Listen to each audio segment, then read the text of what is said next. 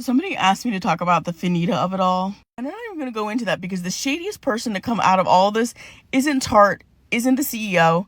It's that Specs and Blazers person. Because I've been to her profile and the numbers aren't adding up. And I mean that literally. The numbers are not adding up. Her entire brand is quiet luxury, but everything that she's doing screams the opposite. Going this hard for a brand trip to Miami when you have the access to quiet luxury literally does not add up. But even more than that, how are you calling yourself?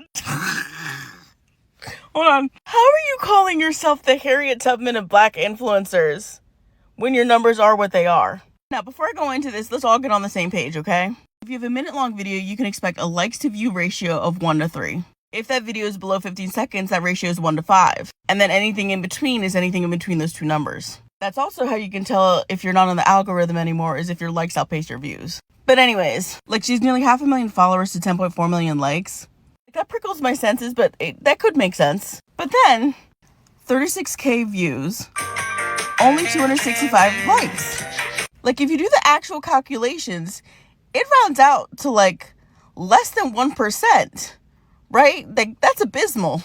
And so many of her videos are like that. Harriet Tubman at least did the numbers she said she did. But even more than that, in my opinion, I think she's manipulated this entire situation. Because if you remember, like, a year ago or 2 years ago, I can't remember when, she did that whole Carter Agency media push thing. And I'm not saying that the allegations against Carter Agency was not real, but the way she's handling this Tarte trip puts everything that she did back then in a completely different light for me. Because I remember she was pressuring people to start talking about it, particularly pressuring other content creators who were signed with Carter Agency to come forward and handle it publicly rather than privately. Like, this is their business. And while Finita is entirely responsible for her own actions and the way that she handled this, I think that this entire situation is exactly what Specs and Blazers has been looking for, which is a controversy that puts her in the same light as somebody who has far better numbers than she does and far better earned social capital on social media than she has. And I'm very wary of her.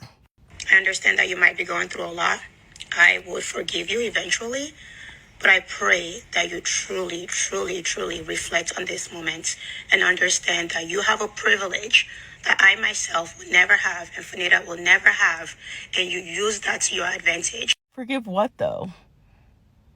I'll end on this, okay? Because I don't even know where to end this. Personally, I don't think that Tarte's team, which has been accused of racism for years, is clever enough, tapped in enough, or has the wherewithal enough to turn the conversation from Tarte's microaggressions to colorism.